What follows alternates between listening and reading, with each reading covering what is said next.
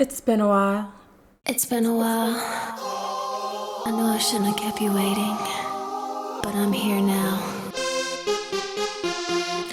I know it's... Ladies, gentlemen, and seabirds from all over the world. Good time zone and warm greetings from the cold north. Tonight, directly from a rock out in the Atlantic Ocean, we will be following the eventful case of Taihua versus Xianle, where surely the court will, once and for all, decide. How much murder is too much murder? And is murder good, actually, when the perpetrator looks good in red? So I actually don't know shit about criminal law or court proceedings. The limits of my knowledge is Legally Blonde the musical and the movie, which is how I do know that fashion can absolve you or convict you of a crime. But the whole scene in John Woo's palace really did give that vibe. Like, especially so with Windmaster and Pei Ming. Like, I was envisioning them as the guys from that one anime-style lawyer game that I haven't actually played. Phoenix something. Like, Shi Qingxuan is obviously that guy. And then Pei Ming kind of gave that, Edgeworth? I actually don't know his name. I just know that he always stands like really smug like that with his hands out, like... Yeah, this is another fandom that I really only know about via the memes, because they're like everywhere. And it really made me want to see like Windmaster in that pose, like, objection! I don't know, I think it would be really neat. The comparison stops there though, because I know these guys are quite a popular ship, and I don't think that Pei Ming and Windmaster are, but maybe you have something to tell me? But anyway, yes, we will be spending a significant part of today's pre-discussion acting as Shirley-Ann's defense lawyers. Because I think my client is withholding important information, which in turn is resulting in the disruption of justice and my sanity. But before all that, it really has been a while, and I do have some news for you guys. This was not... Shit. This was not a planned hiatus, and I have been in agony. So the last time you heard from me was the study video a couple of weeks ago, and immediately after that, I went into a migraine episode, which turned into a flu, and I was traveling at the same time to see family and to attend a wedding as a server, but honestly, that's the best way to attend a wedding. I get to be there for the wedding, and yes, I do work, but I am the only person, like aside from the bride and groom, who gets to receive a gift. As a, thank you for helping out. I got wine, a gift card, and some really nice chocolate. The chocolate I devoured today. I was really feverish the days before, and I was just downing medicine in order to be able to be there and help out. So that was like Saturday, and then on Sunday I finally made it home in like a reasonable time. But I was just so dead tired from being sick. Went back into work on Monday, and maybe I shouldn't have done that because this whole week has just been me coughing up a lung every single day. And as you can hear, my voice is not entirely back yet, but it's good enough. By which I mean, if you've been hanging out with me in the server, you know that I've been in agony over not getting to shoot this episode sooner. I've more or less been ready since I got sick, and because it's already been like, what, 3 weeks almost? Oh my god. More than 2 weeks, 2.5 weeks since I first watched the episode. Like, that's super annoying to me, because I feel like I'll forget pieces of information that I should remember or something. We'll see, I guess, once we actually watch the next episode. But yeah, it's during times like these that it's really hard for me to not just sit down and just binge through everything. Be done with it. Like, my favorite thing to do when I'm feeling sick and under the weather is to curl up on my couch or in my bed and read fanfiction. The thing I want to read fanfiction about, I can't go looking for fanfiction about. But anyway, here we are. I've held out, and I really want to finish this season as quickly as I can so that I can actually get to reading. Like, I really hope that I won't bump into more of these real life things that keep interrupting my flow, so to speak. So now that you've enjoyed my ramblings, how about I tell you some fun things? One of the reasons why I love corkboards is that I use them to display, like, all the cards and letters that I receive from various occasions. What can I say? I love cards. I love greeting cards. So I've been printing some here at home with my printer, and I would love to get one for you if you want one. So yeah, I'm celebrating opening my much requested Postboks by doing this Puffin themed card event with the TGCF Puffin AU. Like this Puffin Hua Cheng and this Puffin Xianle are done by the wonderful NORWAY, and like you've seen more of this Puffin art around my videos and in my server as well. And now I'm putting them on cards. So now for the coming period of time, if you send me anything, be it a letter or a card or anything really, I will send you a card in return. Provided you give me a return address to send it to. Like there'll be these really neat, simple cards that you can use as memorabilia or as something you can send to a friend. Like I will send them to you blank so that you can use them again or display them somewhere. Just something really simple and cute. So yeah, if you are interested in receiving one of these in the mail, I will be posting the details in a post on my Ko-fi page. The link will be down in the description, and you do not have to be a donator in order to get that information or in order to send me anything. So yeah, with that, I am super looking forward to receiving your mail. And that concludes today's news and updates from me. So let's get into what we're all here for, shall we? Let's break down TGCF Season 2, Episode 6 before we go into Episode 7. Now, the thing is, in a legally inadvisable turn of events, the defendant has, before consulting with his lawyer team for legal advice, admitted to being Function. Or rather, he has admitting to slaying, both figuratively and literally. Yeah, I spent a not insignificant amount of time last episode being a little enamored. All I'm saying is, I don't think Hua Cheng knows about Function Goshi. And I hope that there are 99 fanfictions out there where he does. Like maybe he can instruct him in some sword techniques. Yeah, I think that premise could be really cool. I do like these kinds of like identity shenanigans. Is his picture bigger than any of the others I printed out? Maybe. Mayhaps. Who are you to judge me? I did mean the thing about the sword techniques, because that is our Xianle as a teacher. Our gentle powerhouse, specializing in the subjects of sword arts, trauma, and looking drop dead gorgeous. In every sense of that phrase. People are literally dropping dead around him. The previous episode basically introduces us to Xianle as Function from his own memories, and to his relationship with Lang Chen-cho, the crown prince, which was good. From what we can see, both in the flashback and in the way that Xianle has been interacting with Lang Chen-cho, that is a relationship that was based in patience and caring. I also do love how this memory is so different from the memory that we saw in the previous episode before that, where Lang Chen-cho recalls coming into the Golden Banquet and seeing Function there.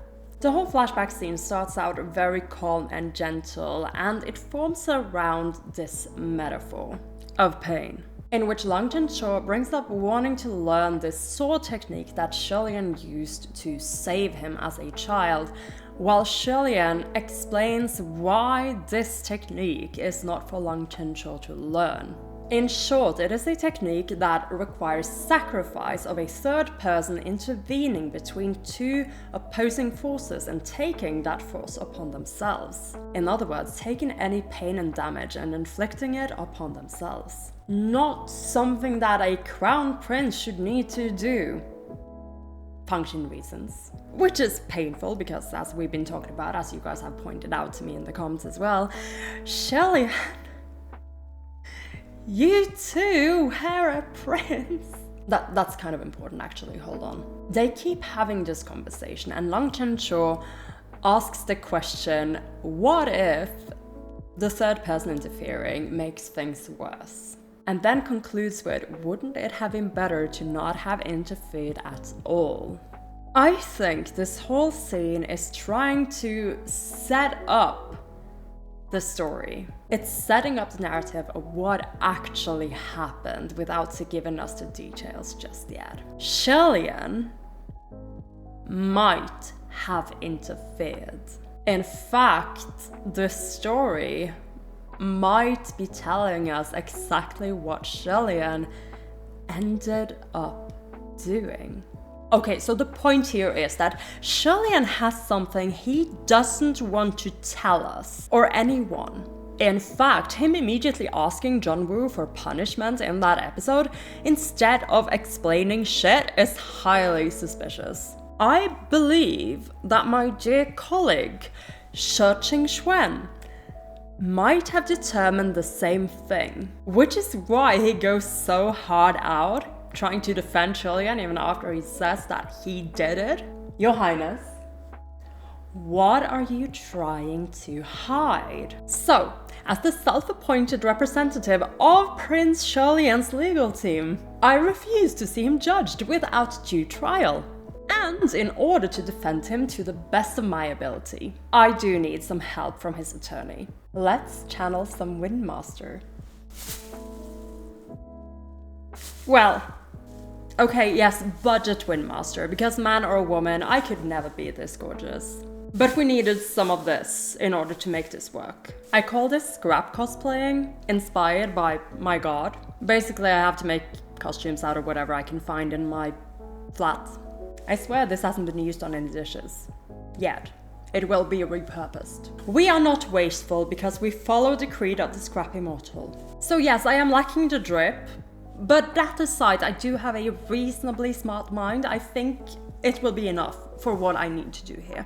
So Your Honor, people of the court, ladies and gentlemen, and seabirds from all over the world.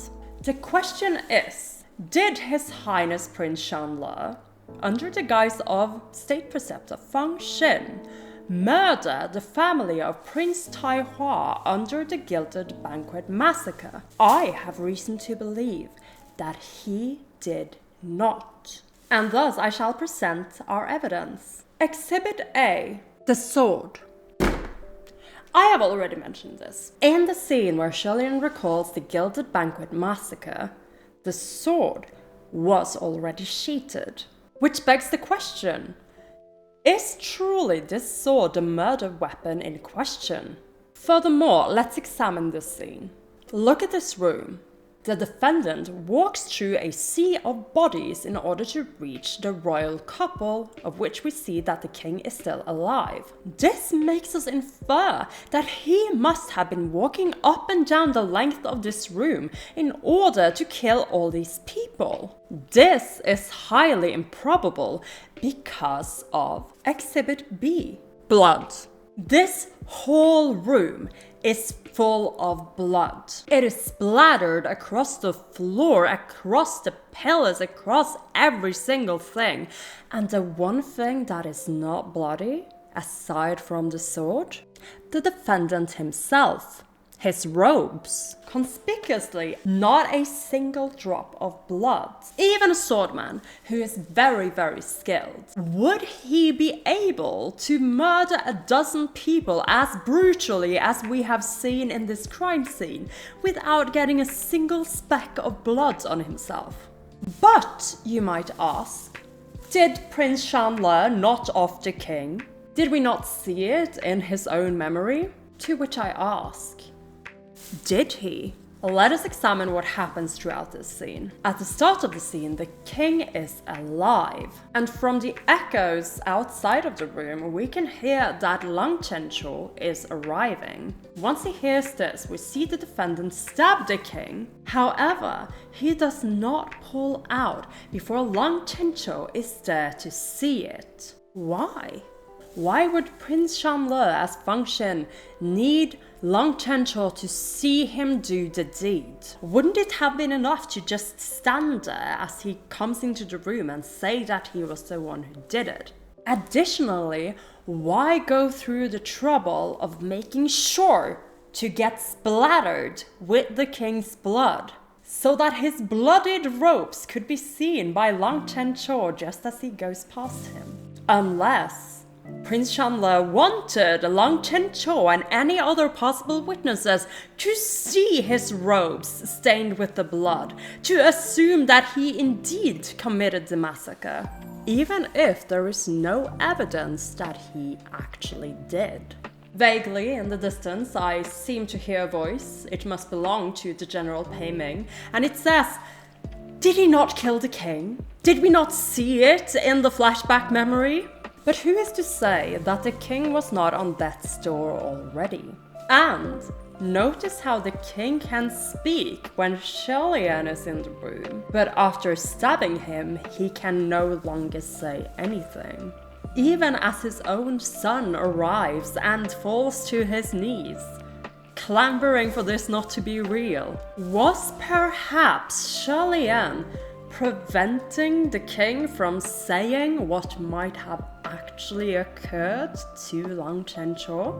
Now, might this be qualified as regicide? Perhaps. However, massacre? There is simply no evidence pertaining to it. Furthermore, I'd like to point out that my client is emotionally distraught, and as he could in fact be trying to cover shit up. Don't listen to him! Finally, to support my case, I would like to bring a witness to the stand. Your Honor, may I call on Mr. Little Man to approach the stand, please? What? Wait, what do you mean? Oh, okay, alright. So it turns out Mr. Little Man, aka Long Chen-cho's assistant guy that we meet in episode 1, and also see again in his flashback, will not be joining us in court today and has in fact been removed from the case altogether on the basis of being a Donghua-only character. Yeah, he doesn't need to witness in this case. Yeah, I was told during my study session last time that apparently he is not really mentioned in the book at all, so he likely doesn't have a big role in all of this. I did have like a little idea that he could be like a key witness to this whole thing, but whatever. I have already presented several pieces of evidence that supports Function's innocence in the case of the Gilded Banquet massacre. Furthermore, my colleague has already raised excellent questions that needs to be examined further. Such as why would Function, if looking to eradicate the royal family of Yong'an, not kill Long Chen-cho back then? Why let the crown prince live and then let him execute him later? Why protect Long Chen-cho from the dreaded Ming, from which a wound, should Xianle have been a lesser god, he would potentially have died from, according to what everyone's saying up in the Heavenly Court. Was violence used? Yes. Was there regicide?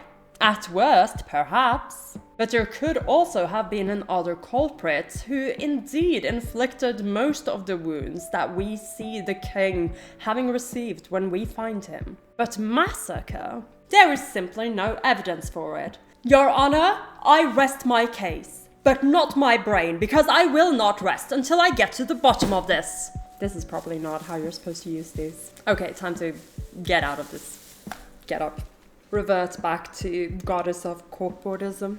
Being deputy to the Windmaster is tough work. There are more things in that flashback that will probably make more sense to me once I know what actually happened. But until then, there is another thing I want to get to the bottom of. The Xianle Trio is here to hurt you. And to hurt me. I think they're doing a stellar job at hurting each other as well.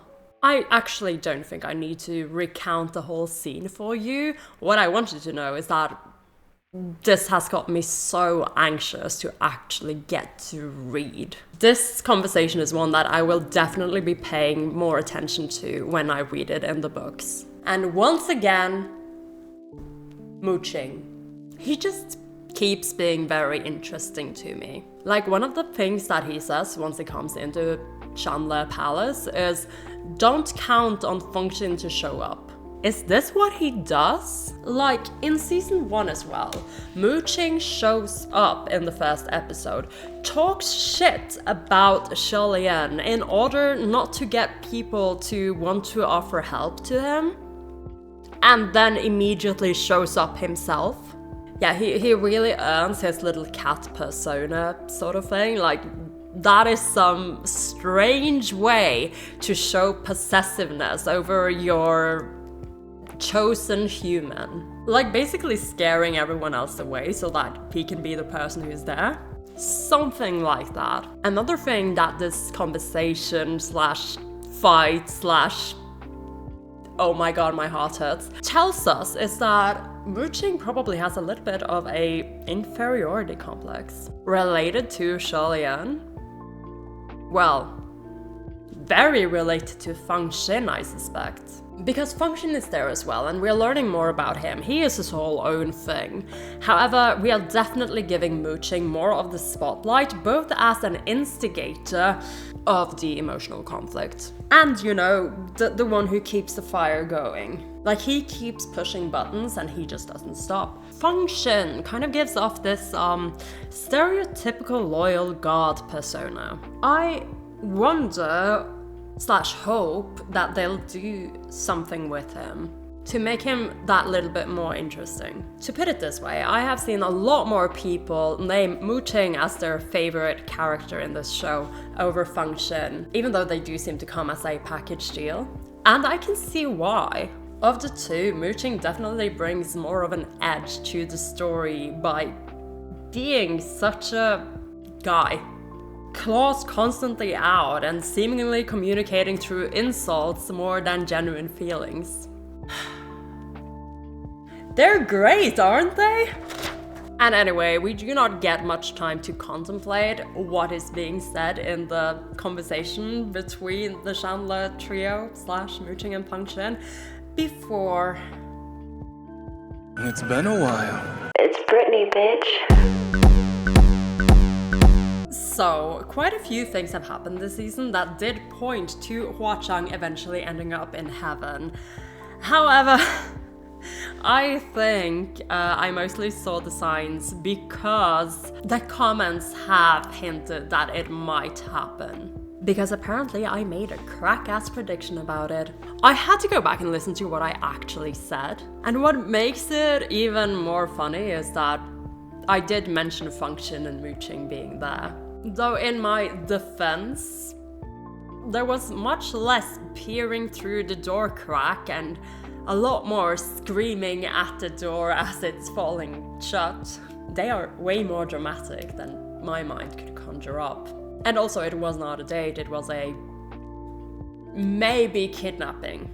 Yeah, Hua Cheng goes to heaven and takes Xianle with him in the most consensual kidnapping I have ever witnessed in media, fictional or otherwise. And then proceeds to mentally shatter any hubris any of these heaven officials might have been holding at that point. He uses Xianle's connection to enter the telepathic matrix, drops some razor-sharp insults and thinly veiled threats, and then fucks off. Why? Well, whether this is by design, or because he is simply really fucking annoyed, this helps Xianle, because it makes his kidnapping way more believable. See, Hua Cheng has reason to be pissed. As far as Windmaster and maybe the Emperor now knows, and hopefully maybe a few more people, heaven officials have just burned down his whole house after all. And I don't think he has Ghost Realm insurance, though he'd probably just built a new one. And there it is, another gold foil palace callback, in which Xianle is worried about what Hua Cheng has lost, all these things that he has built up for himself, spending time, effort, hours, resources to create this palace for himself, while Hua Cheng probably does not care at all. And this is where the episode leaves us, at another Hualian cliffhanger, this time full of emotions and misunderstanding, and poor Erming's quivering eye. As we've already mentioned before, Erming was, as implied, created from a bloody sacrifice of Hua Cheng himself. Hua Cheng's sacrifice of his other eye. In the armory scene where Xianle is introduced to Erming, we kind of guessed at Erming perhaps being sort of part of Hua Cheng in the sense of showing some of his more earnest feelings, such as the giddiness of having Xianle there, of Xianle willingly touching him. The sword. And that this is a reflection of Hua Cheng's own more hidden honesty. So Erming's eyes quivering like that, seemingly at the verge of tears, is probably how Hua Cheng feels about this whole scene. Gosh, this whole scene again is just filled with so much earnest honesty, and the voice actors again gave it justice. It is such a good performance, and this scene has been given so much care by the creators, the scriptwriters, and the dub team. And it points to this arc that I think we might be going through or digging into, in which Xianle is doing what he probably has been doing. He is taking on the blame and responsibilities for the things that have gone wrong.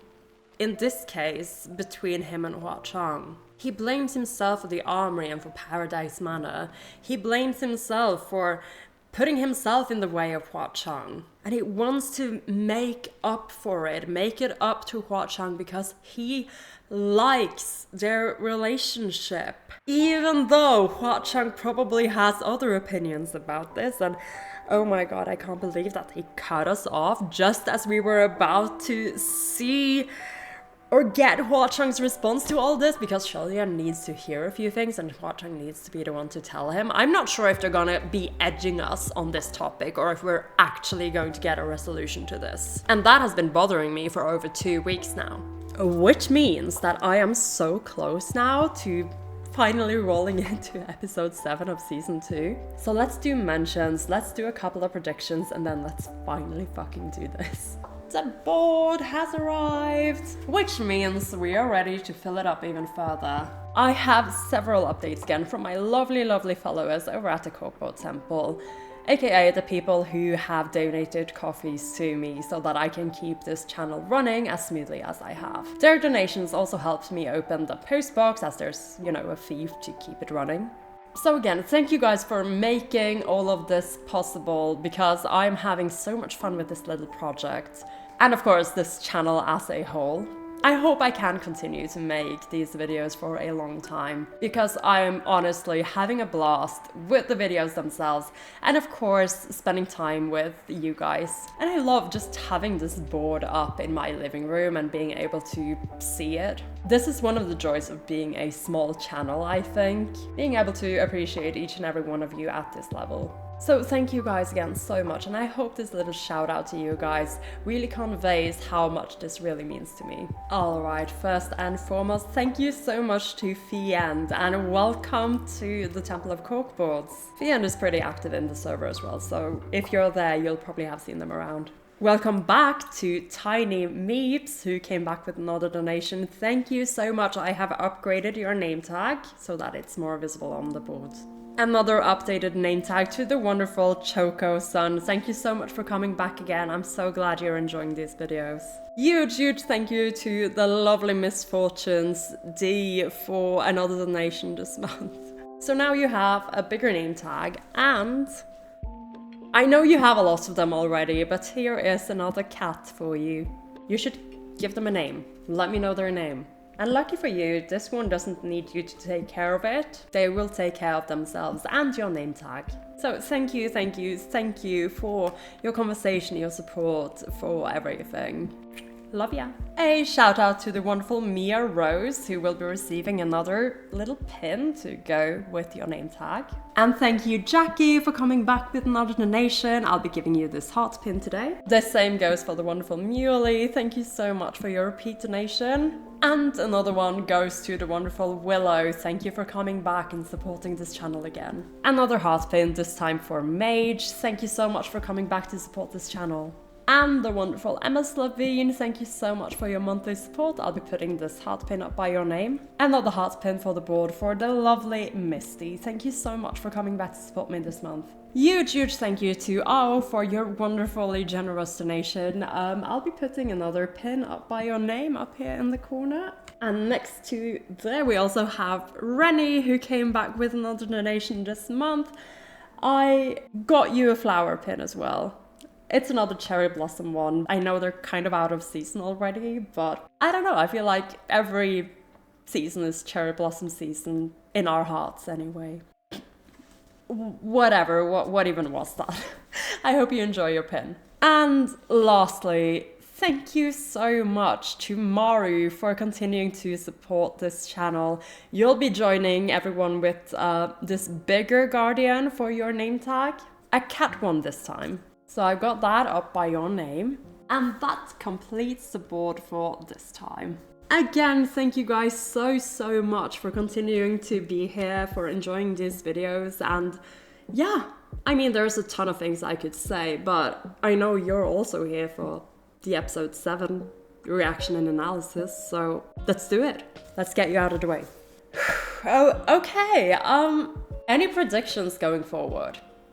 Well, I guess the summary of my pre-discussion this time around is that I am predicting that Xianle's role in this might be different from what meets the eye. I think that he's trying to take blame for this whole massacre, but his actual involvement in it is probably different than what it seems. This could, again, all stem from the fact that my boat is so far down the river that I think I'm seeing the Mediterranean now. Either that, or I am right, in which case, maybe I should quit this YouTube thing and go into law school. Though I don't suppose I'll have a lot of time to read Chinese BLs then.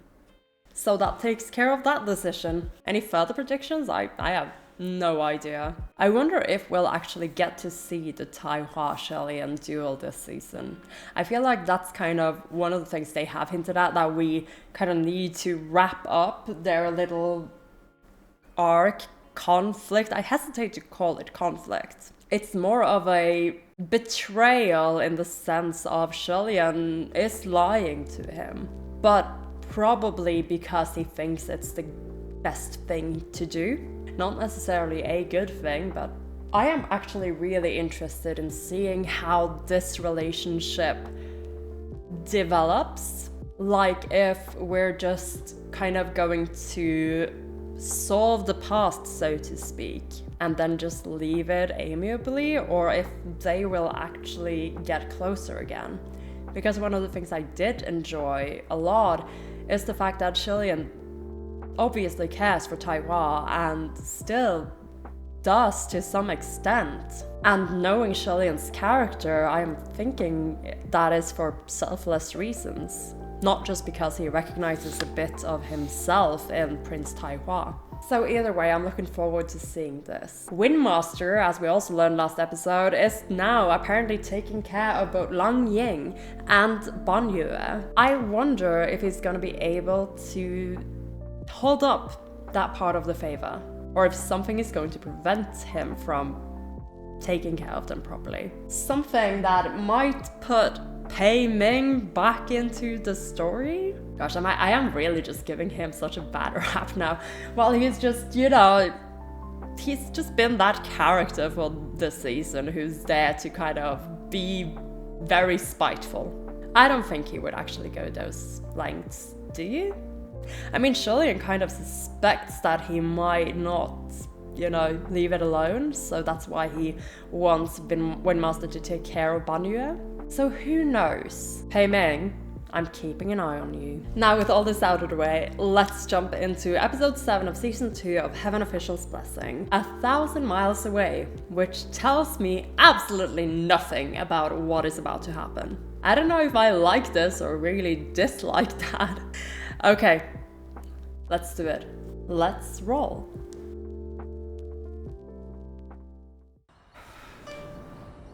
Okay, straight back to this scene.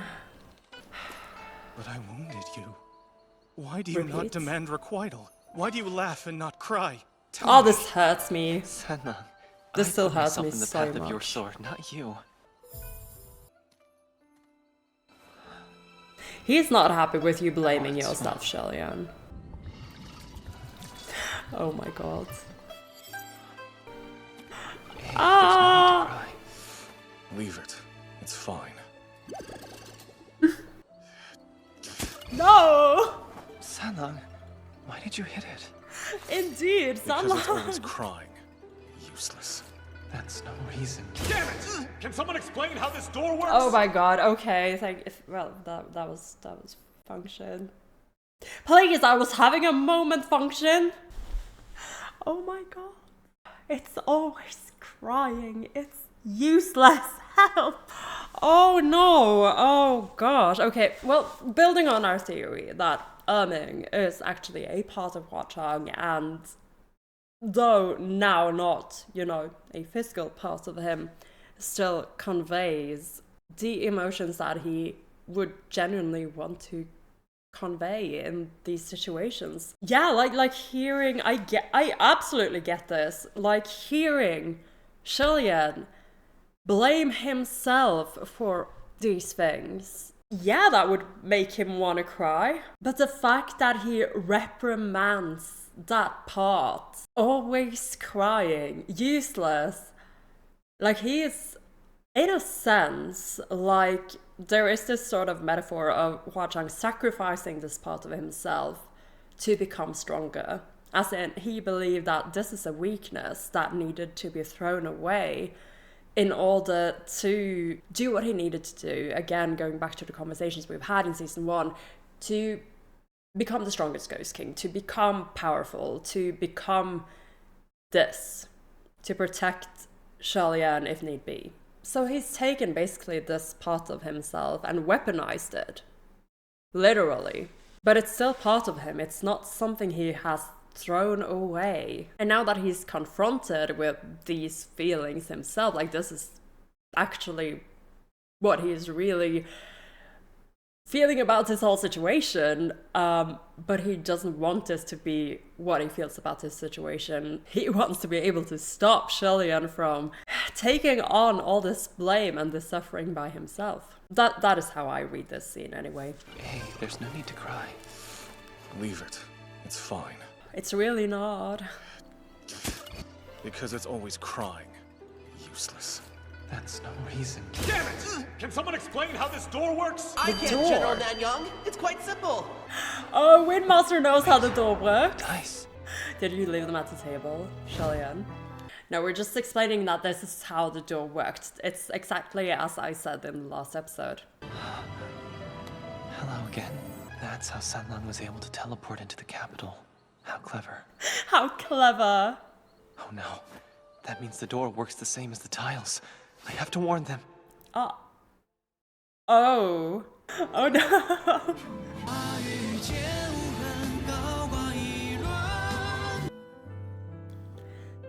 I miss this so much. It feels like there was like a sort of hiatus for the show I've been watching every week. Okay, back into it. Damn it! Can someone explain how this door works? I can, General Nanyang. It's actually quite simple. I faced this kind of trick before. Listen Yep. to me. What you need to do is roll 2 dice in front of the door and then go through it. Who in heaven has dice? Well, don't all answer at once. Made some. Ah! Never mind. He was so satisfied. Oh my god, function. 4. We didn't roll a 4 before. No way that's the correct combination. Come on. Good on you for bringing them along, Mooching. You will need them. General? Damn it! Please stop shouting. What happened? Son of a bitch! Ah! The number you roll determines where you'll end up. You rolled a 4. Fengxing, Moqing, can you hear me? I've lost too much power already. I can't reach them. A 4. Sanlang, please, where would that lead? I honestly couldn't tell you. It's catered. 4 is your greatest fear. Whatever that happens to be. Oh shit. For Fengxing, that's... What? Where are we? Trap!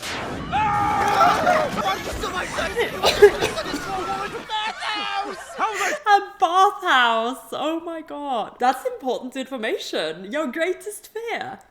Women? General Nanyang, can you be more gay? Why?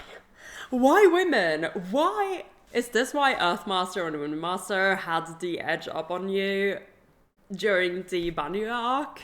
You scared of fighting girls? I vaguely remember. Is this something to do with the whole temple thing, the Dick Young thing in season 1, episode 1? Like, women loved his temple and went praying for...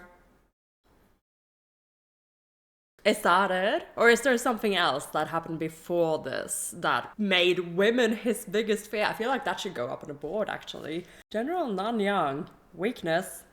Women. Honestly, same. Poor Fengxi. He'd rather be thrown in a lion's den. No, this seems to be something Now he you see knew how about dastardly before. the spell is, so be careful. Gimme! Generals, is everything all right? Oh, they're just listening. There's no visual for this. Oh, big swamp. Ew, crocodile beast. What is this? This is very Scooby-Doo-ish. Except these are actual monsters. Alright, let's go. Oh See my what god. happens when you roll? Never again. Hand me the dice. It's better than a bathhouse. Who knows what tasteless numbers you'll land on? Give me the dice. You lost them when we landed, didn't you? Idiots! Oh no. That was such a wet cat face. Oh no. I've lost count of how many fights those fools have gotten into. Yes, from the heavens to the earth. They can't help themselves. 1,000 on Xuanzhen. Do I have any takers? Oh my I'll god. take that bet. General Xuanzhen is good, but only when he's prepared. My money is on that marsh. Oh my You're so god. right. I think I'll do the same. Why are they like this? Enough! Fucking heaven officials. Like they're just looking for entertainment wherever they can find it. Well, good to know that they don't fight only around Xianle or when it's about Xianle. They always fight whenever they end up together in the same room, apparently. Annoying enough for Muqing and Fengxing to give up on following us. It was pure luck that I managed to summon Sanlang. Or maybe that's how it was meant to be. Hey, Sanlang, say I wanted to see you again. Should I roll it too? No. Oh, I see then. What does it do? It's not that. The number doesn't matter. You need only to roll. I'll be there.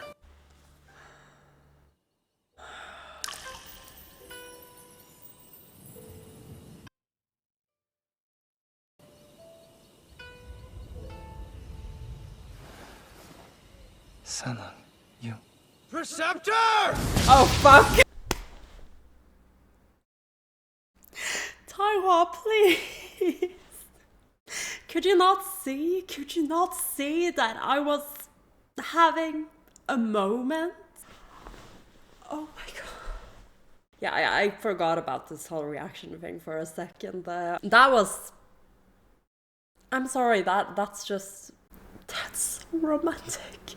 So this system works in that for everyone else, each room has a number corresponding to it that takes you to, say, your biggest fear, something, unless you have the right combination. But for Xianle, the way this works is he just needs to roll the dice.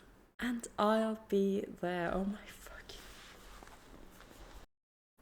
The way my heart just felt so... Gosh, this whole... That scene was good.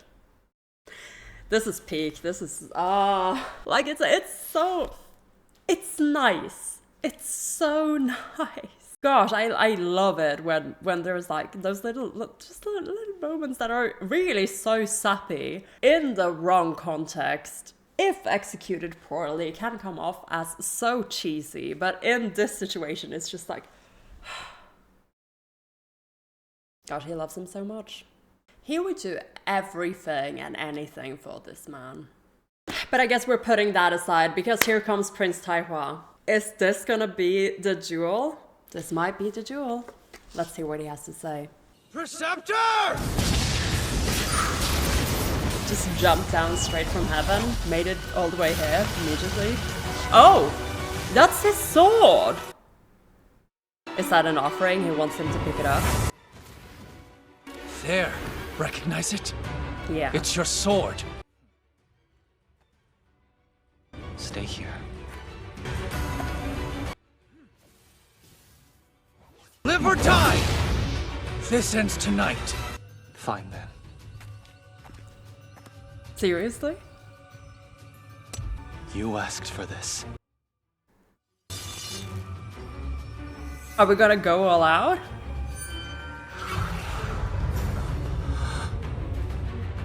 Oh my god. Your Highness, one final lesson. Did he give him like a Forget the message? forgotten. I'm not that cruel. I kinda don't want to pause.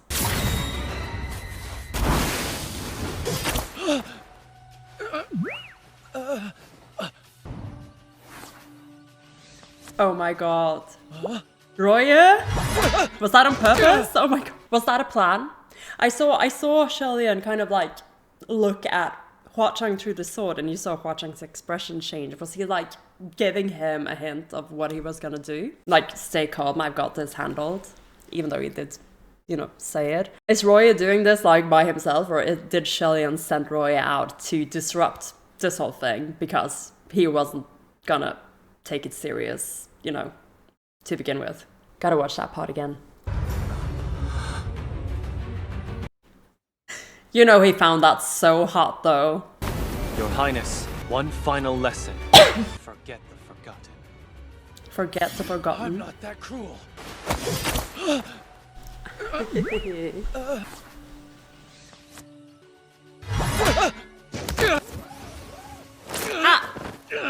Preceptor! What are you doing? He's smiling. That was totally his plan. Defeating you. You didn't fight properly! No, I fought with everything I had. Same as you. It's not my fault that you didn't notice. So, are we done? Oh my god. This fight doesn't count! This was a duel between men and their swords! Not cowards! And their silk! You should have been more honest then. What? You weren't thinking ahead. I exploited that. That's all. Anyone Oh would my have done the God. same. Xianle, you're so cool. Tactics. All's fair in love and war. Someone else might have killed you. Oh my god.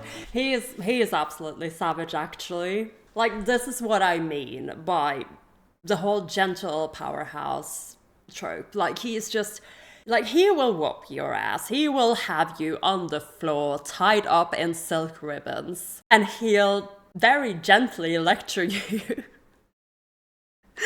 about why you didn't win. Oh my gosh, you're so teacher, Xianle. But also, this is it's so clever. In fact, Xianle, you too are a little mischievous. I really do think they are a match made in heaven, Your Honor.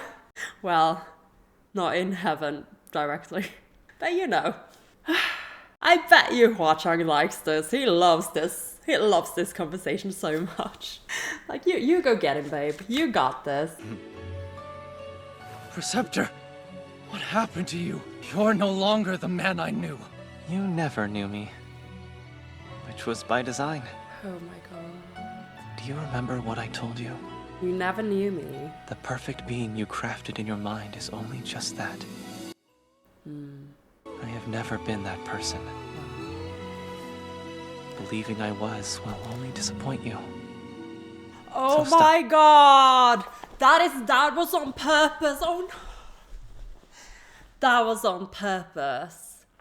That is so done on purpose. That was by design. That man never existed. The perfect being you crafted in your mind. And then they show Hua Cheng's face while he's saying these things to Taiwan. Oh my god. This is definitely a parallel that they are trying to run by us. Like, Hua Cheng's crown prince, who saved him and became his reason for living, versus Lang Chencho's strict but gentle master. Believing in him will only disappoint you. This is Xianle telling Lang Chencho that the man of function was but a facade. Xianle never let himself and who he really was shine through here. Xianle was never himself, truly, when he was parading as function. keeping all of that under lock and key. And the child of Lang Cheng Cho obviously idolized his master, his teacher, for being the person who saved his life, who did all these wonderful things and seemed like such a perfect person. And what Xianle is saying is that I was never that person. I was never this perfect person. Because at this point, Xianle, you know, is a failure in his own experience of himself. But this is also Hua Cheng's story. He was saved as a child and probably did think of the crown prince, who very soon after became the main deity of the whole kingdom, you know? Like, he always saw him as someone perfect and unattainable. Did that ever change? His very conflicted facial expressions in this part is really interesting. I'll definitely have to think about this a lot more. Let's watch this whole again. Do you remember what I told you? The perfect being you crafted in your mind is only just that. I have never been that person. Believing I was will only disappoint you. So stop. And stop falling for every trick. No, wait! Please. Just tell me why! What do you want to hear? Preceptor, were we not kind to the remnants of Xianle? Remnants of Xianle? My people were angry. They needed a scapegoat. Something to punish for what you did. Your Majesty, the regicide is dead. Morning. But his people walk among us. It's foolish to assume he acted alone. Xianle's remnants are a threat, not only to your Majesty, but all of Yong'an. They must be purged. We concur, Your Majesty. Sire, there's no proof that Fang Xin was a remnant of Xianle. There he is again. Do you expect us to believe he was from Yong'an? They're nothing but thieves and blackguards. No better than a plague. How many times have they tried to assassinate our nobility? That was in the past. Have we not moved beyond it? Our laws and culture have changed, and our people long since reconciled. Why I must can't these believe fears this. persist? Look at this guy being given all these lines, being this person. He even have like semi-pretty eyes. I can't believe he's not a character. I guess this is just to give like a face to this conflict. Like, this probably is another one of those things that is just like expanded upon in the Donghua and not really mentioned in the books. Like, I'm guessing we'll probably learn about what is being said here, which is basically that there are still people in Yong'an who consider themselves Xianle people, even hundreds of years after the fall of Xianle. And they are considered by the people of Yong'an as a different people. This is interesting. So we have a little bit of that, a little bit of that xenophobia, like blaming the people of Xianle for the bad things that happened. Like they are a plague, ironically, because they fell to a plague. And also the uprising of what became Yong'an. I'm still puzzling these things out. I recognize some of this from like the Korean dramas I've watched, like the historical dramas, like the Mourning Clothes. This is after the Gilded Banquet Massacre and also after Fang Xin's supposed death. So I'm guessing right now that Tai Hua probably didn't agree to blame the people of Xianle and make them take punishment for all of this. Oh, fucking hell, I was right. Am I not right? This is exactly what happened. They don't know that Fang Xin is from Xianle. They cannot prove that. That is what they're saying right here. Shelian took the blame of this massacre so that Yong'an would not punish the remnants of Xianle. Oh my god. Like, we still don't know who did this. We still don't know what is behind this. Was it actually Xianle people? Like, this one guy just mentioned, I have to listen to it again, but this one guy mentioned that there had been attempts at regicide before. Maybe even these Xianle remnant people were the ones who tried to kidnap the prince way back when. So there's like been discord here, like from before. This is This has got to be it. I'm gonna listen to this scene again, but I suddenly, like, it suddenly hit me while I was sitting here, like, that has to be it! He's taking the blame of something that someone else did in order to protect these people, the innocent people who didn't do any of this. Right? Oh my god. Xianle! He's king What's now. more, it's foolish to assume he acted alone. Exactly. We concur, Your Majesty. They're trying to get him There's all no killed. proof that Fang Xin was a remnant of Xianle. No doubt that demon meddled in our state affairs to make us vulnerable. He was doing his job as Imperial Preceptor. He worked to integrate our two kingdoms, just as the late Emperor wished. And how did they repay his kindness? With spite! We mustn't make the same mistake. Kill them all! What have the people of Xianle done that they all deserve to die? What wrongs did the royal family do that they deserve to be slaughtered like cattle? Qianqiu, remember, power is duty. As ruler, you will have much. Your people, whether they are rich or poor, coming from Yong'an or Xianle, they're all unique, each with their own wants and needs. What unites them is you. That power is the duty to protect. God, I fucking love Xianle. Silence. I've heard enough. Even after I will all not that. punish Xianle. Yeah. Your Majesty! Enough! Even after all that, even after this massacre, like, he still believed in what Fang Xin, Xianle taught him. He still wants to follow those teachings and believed that they were just, which is why, of course, he is so upset now, because nothing makes sense. And of course it doesn't, because it's all a big lie. Oh my god. At the same time, Xianle is right. Like, he has been deceiving him, and he has been playing, like, this role of the perfect teacher. Gosh, there are so many complicated layers to this. I am fucking loving it. I know my master, so hear me when I say that man was not from Xianle. My father would have wanted peace. He spent his life working for it. Let us honor that. I decree, from this day on, Yong'an and Xianle are one. Your Majesty, we beg you to reconsider! We beg you reconsider. Hiding in plain sight for 5 whole years. Raised to Imperial Preceptor by the Emperor himself. The man I respected most. Even after you took my family, I lied to spare your people because of what you meant to me. Wow. You owe me to tell me why you did it. Why did they have to die? Why then? Why that day? Were you so scarred by the trial of your 17th birthday that you had to turn mine into one as well? Oh my god. Were you hoping I'd break like you did? Then I hope you're disappointed! I won't fill the holes you left in my heart with... I have nothing to say, I just need a break. Oh, the pain. Long-term Chor's voice actor as well. Fucking hell. This is so good. This is, oh my god, shivers. Why did they have to die? Why that day? Were you so scarred by the trial of your 17th birthday that you had to turn mine into one as well? Away. Were you hoping I'd break like you did? Then I hope you're disappointed! That's the I won't story fill the holes you left in my heart with rage! After all. Not like you! I won't destroy myself just to stop the pain! I refuse! No matter what you do to me, I will never become like you! That metaphor. I don't think Xianle would want you to become like him. Oh my god. Are you okay? He's not okay, oh my god.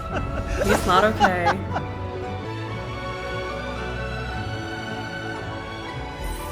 Well said, Your Highness. Fill your heart with those words. Well then you will never become like me. Oh, what? Okay. Okay. Okay, that's fine. That's fine. That's fine.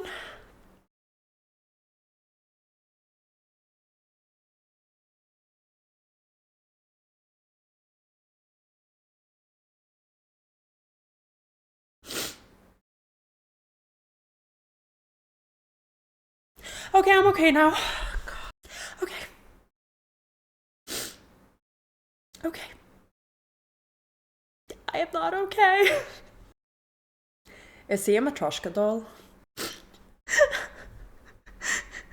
Hua Cheng, you're so satisfied with your creation.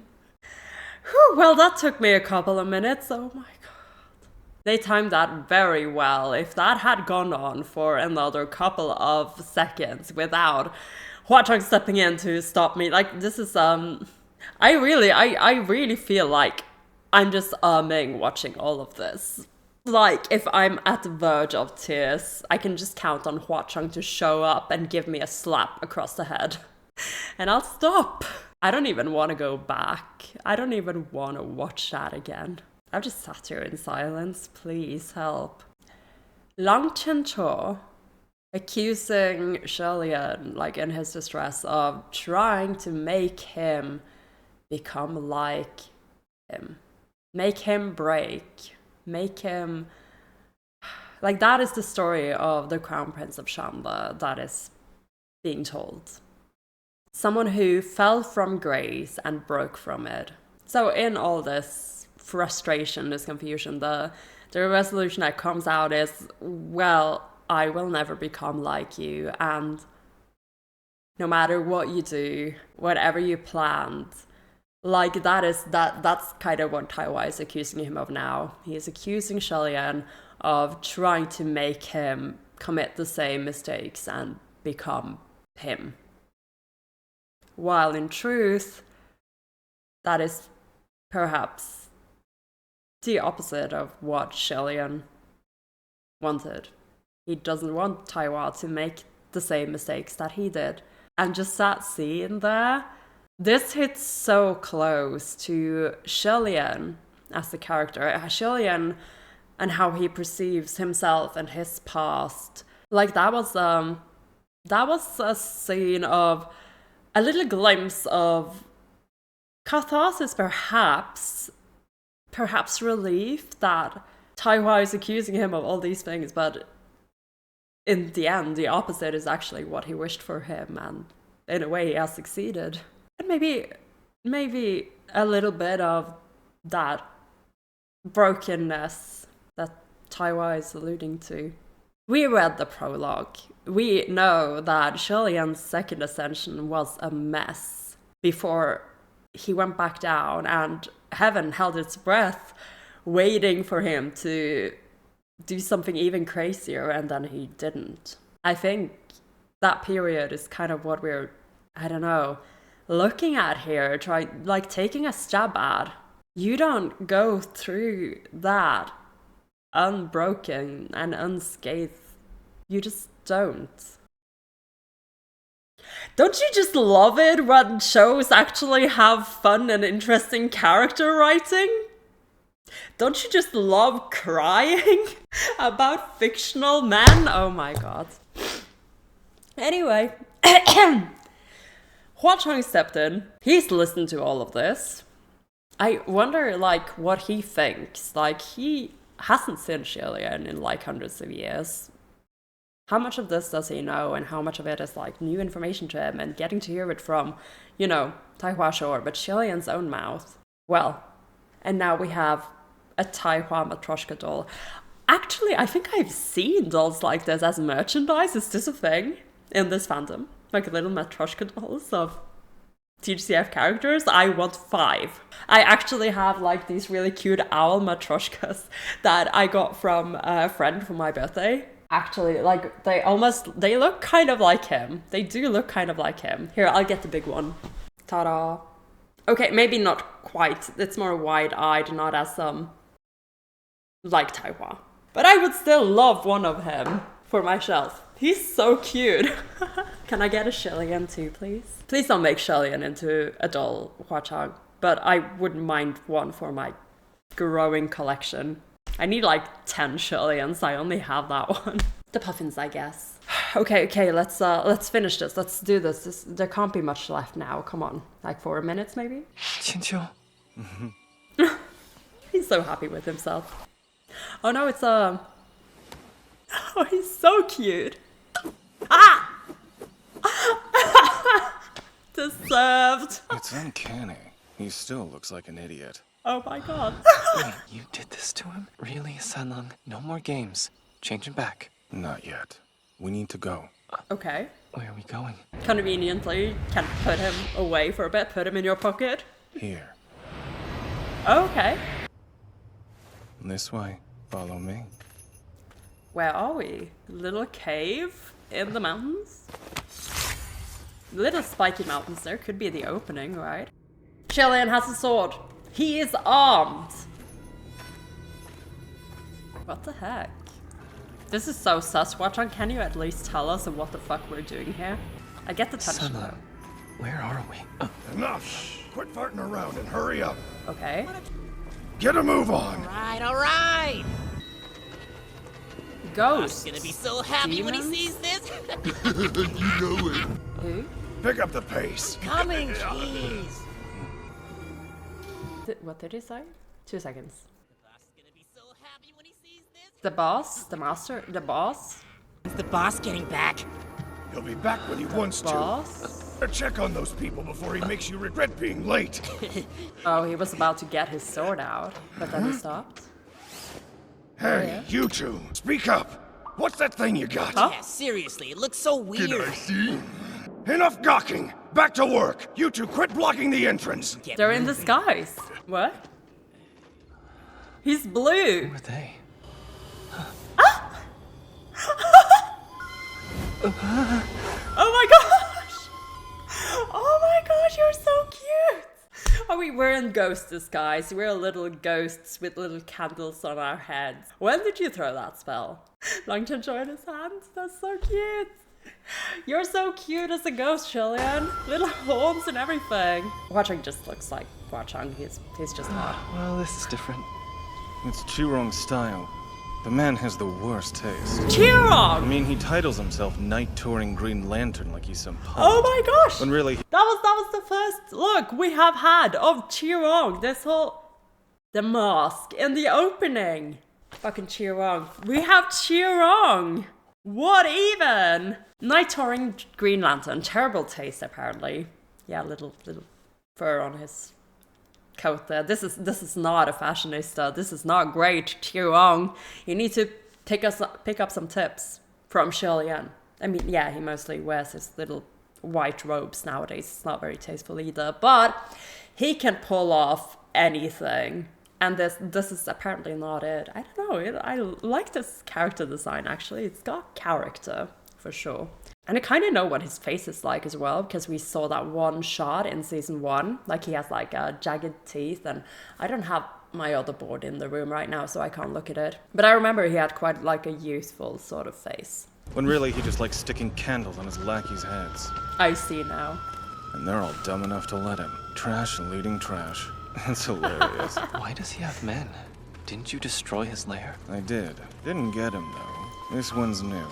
50 years in the making. Okay. Well, Hua Cheng keeps shitting on Qirong. Like, he has always been, you know, whenever Qirong is mentioned, he's like, oh, this rat, this trash. And he keeps going at it. Apparently, this is Qirong's new lair, and now we are infiltrating it for some reason. What are you hoping to do? Are we going to kill Qirong? Is that like the thing here? Why are you bringing Xianle along for it? Was that just coincidence? Like, you were actually in the middle of dealing with this? Or, yeah, like, Hua Cheng could have been doing multiple things, actually. Like, we already know that Qirong's henchmen attacked Ghost City while Xianle was still staying at Paradise Manor. So maybe he had people looking for information about this new place so that he could go find it, and then all of these things have been happening simultaneously, and now it's a bit like, well, this is our chance, we have to go for it, but I guess I'm bringing Xianle along. I don't know, like, I feel like it's very like, Xianle doesn't really have anything to do with this right now, right? So why are you bringing Xianle into a potentially dangerous situation? What are you... I think you're trying to show him something, that you can be trusted, that other ghosts can be bad, that you're somehow above the rest. Like, is that what we're trying to do here? Maybe Hua Cheng is trying to get himself some merit, show that this is, you know, I kicked this guy's ass, I'm actually helping out, I can be useful. Is that what we're trying to do again? We'll see. Then why bring Longchenb? He doesn't have business with Qirong. Or you. Yeah, that's what I'm saying. No, he stays. There's someone that boy needs to meet. Oh, we're going into ending. New ending. Well, same ending, new pictures. Ah, we got some young on here. that's his sword. The mask. What is that? Like a needle leading into patterns? I don't know if I should be overanalyzing this. Fiery eye, is this humming? Ooh. The music as well has gone a bit further.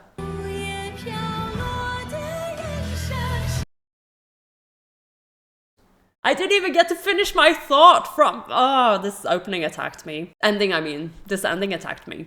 Yeah, the ending went into like more of a climax, basically. Ah, that's Hua Cheng, right? I always wondered who that person was. That was Hua Cheng before.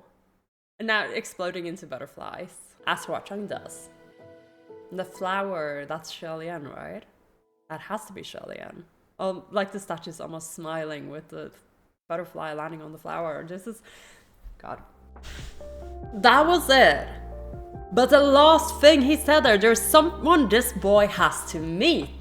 He's bringing Long Chencho along for a reason. There's someone he has to meet. Qirong? Qirong? We're in Qirong's lair. We're about to go into fucking Qirong. Qirong is relevant and he's actually where I need him to be. He was in the right area for once. Let's put him up here. Like by Long Chencho. Okay. Fuck, what? Yeah, a lot of stuff happened in that episode, but let's go into this since this is kind of where we ended. So we are now in Qirong's lair, and Hua Cheng says that there's someone Long Chencho needs to meet. Is it Qirong? I do not know what that connection could be.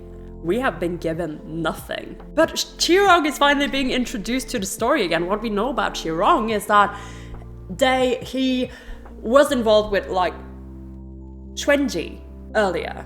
Like she was hanging up all these corpses in the trees because that is kind of Qirong's thing. He likes to hang people from trees. And put candles on people's heads. Like, I don't know, but now we have like Hualien blue ghosts. And they were actually really adorable. So am I complaining? I don't think I am. I don't think I am, honestly. Wow. This was an emotional episode for me for Xianle reasons again. He does things to me. God, this is there is a lot to unpack. I hope I got all my thoughts out while I was going through this episode because oh my gosh, this is a messy one. There's a lot of stuff happening and then changing. Like we're starting. What did this episode start with? Yes, this episode started with the conversation we were having with Hua Cheng and Xianle, and that kind of. Did we even conclude that? No, we didn't. We were like in this super emotional still sort of like explanation of things. I don't know. I don't even remember anymore. I need to go back and study that conversation. Because Function came in and interrupted them.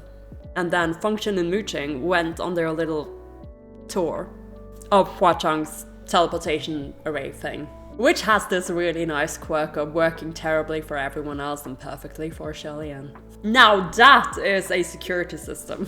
Oh gosh, oh lord, there's yeah, we had a lot of Xianle in this, a lot about him and his character and what happened, a little bit of what happened back in Yong'an after Function's supposed death and Long Chencho, Prince Taihua's whole thing. He didn't go to get revenge and in the end did as his father, he says, but also really what his master would have wanted and saved everyone.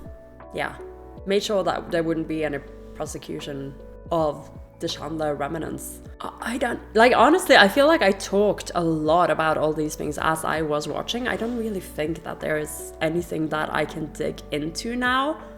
More than I already did. I did pause quite a bit and I did talk quite a bit this episode already. And also, like, I'll be cutting out all the coughing I've been doing. Like, I'm still not quite there. You can probably hear it just from my voice. But I am so happy that I had the energy to record this tonight, and I'm so glad I did it. I'm so excited to be back in TGCF, learning even more and falling even deeper in love with all these characters. Gosh, there's so much to think about regarding Shirley's reactions in all this, Hua Cheng's reactions when he's hearing all these things, and his whole mental landscape, and there's a lot of good shit happening here. Like, I love complicated things like these, and again, don't you just love it when the character writing actually hits? Oh god.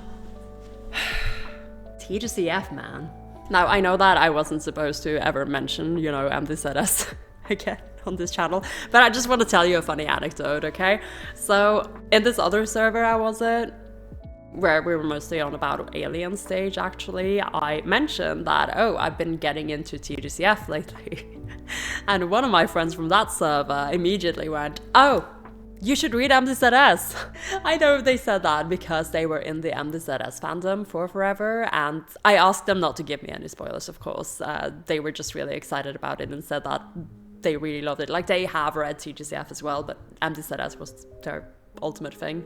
Yeah, I really wonder, like, in the end, yeah, no, I'm just so curious. Like, I can't help but wonder if the author has just consistently been writing characters like this. And it makes me wonder if MDZS is gonna hit me as hard as this.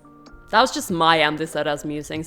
You're not allowed to make any more musings, okay? Just me giving my thoughts out, okay? I am terrible. I've literally banned MDZS from the comment section, and here I am, still going on about it. I am so sorry, but also this is my channel and I can do whatever I want. But if you do want to talk MDZS with other Puffin adjacent people, you should totally join my server. Link down in the description. Yeah, that was not even scripted. I'm just making plugs left and right now. Which, let's be honest, that means I've ran out of things to talk about, and it's not very late. Fuck.